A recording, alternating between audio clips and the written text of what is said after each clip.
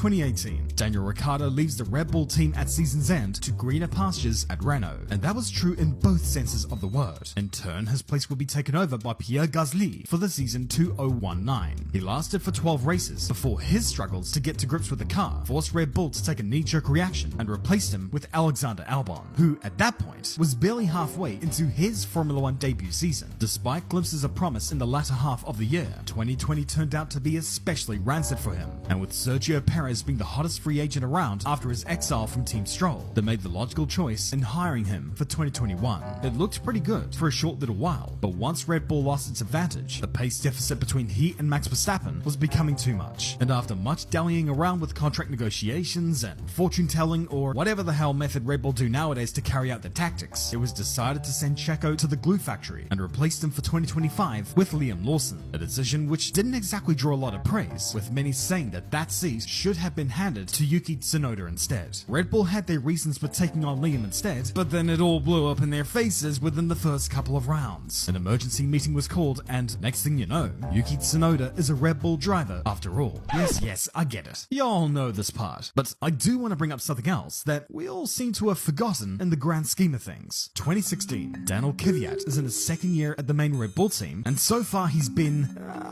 pretty decent, I would say, securing a podium in the third round of the championship in Shanghai, although his, shall we say, aggressive driving style earned him the moniker of the Torpedo, as coined first by Sebastian Vettel. And in the next round in Sochi, Danny took that a little bit too personally.